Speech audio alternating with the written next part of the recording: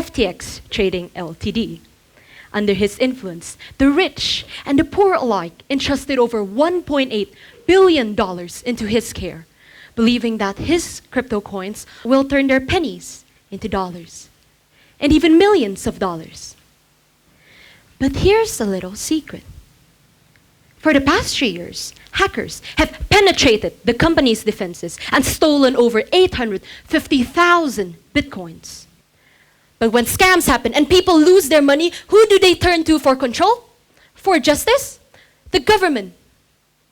And how can the government be expected to provide legal justice if there are no laws? It all ties down to safety.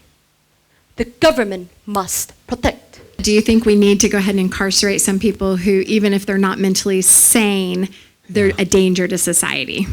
To be honest, the insanity plea is so complicated. It cannot be seen like case per case. In my opinion, there could be cases where they need to serve sentence. Let me take an example. If someone takes drugs to hinder their emotional or psychological ability to discern their actions, and they committed a crime, what will happen to them? It's their choice to take those drugs. The insanity plea relies so much on case per case data. So if I were to say it is not a sin, there may be other cases where actually it is a sin. Like for example, the drug people that take drugs, that's a sin, I believe, because it's your choice. But for some cases, it is just a birth thing. And I dare not say it is a sin because they do not choose to be that way. Yeah, that's a great answer. Yeah.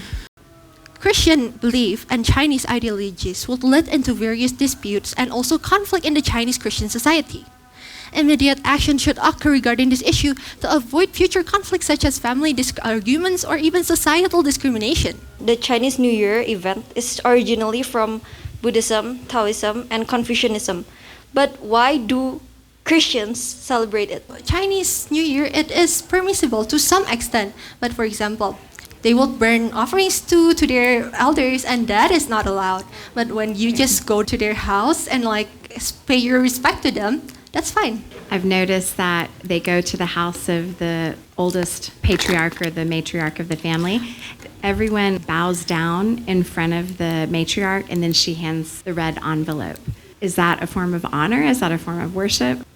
I wouldn't say that's actually a form of worship, but it's a form of honoring. Like when we bow down, that's what we do in Holy, hi. We're not worshiping them when they're just passing by, but we're just showing our respect to them, and it's just a form of greeting. But then when we actually bow down and saying prayers as if how great is my parents, blah blah blah, and worshiping them, that is not allowed. Yeah, I love that answer.